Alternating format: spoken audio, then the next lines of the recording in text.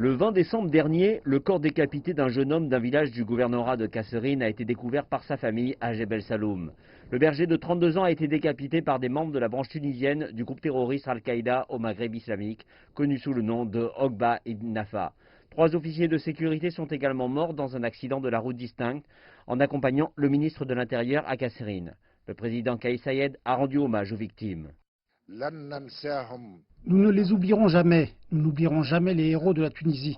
Ils resteront dans la mémoire du peuple tunisien en tant que martyrs, morts dans l'exercice sacré de la protection de leur terre natale, de leur sens du devoir étatique et de l'intégrité territoriale. Le chef de l'État a déclaré que le Conseil de la sécurité nationale s'opposerait à toute tentative de saper la sécurité nationale de la Tunisie. Le commandant suprême des forces armées a exprimé sa confiance dans la capacité de l'armée de son pays et des unités de sécurité à préserver les institutions de l'État.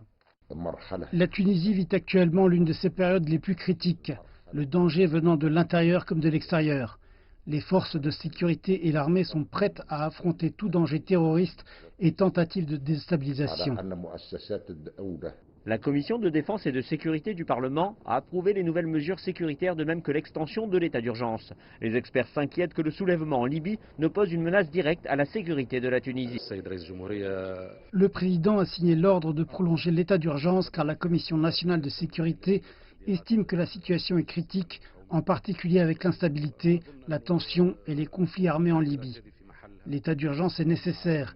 Il n'y a aucune alternative à cela.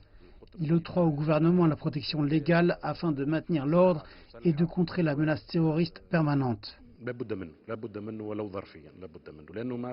Le président a déclaré que les récents incidents survenus dans le pays étaient suspects et a averti qu'il y avait des tentatives orchestrées de déstabiliser la Tunisie. Kais Saied a mis en garde ceux tentant de disloquer l'État depuis l'intérieur en sapant le fonctionnement approprié des institutions. Les analystes estiment que la situation sécuritaire en Tunisie est fragile en dépit des progrès réalisés.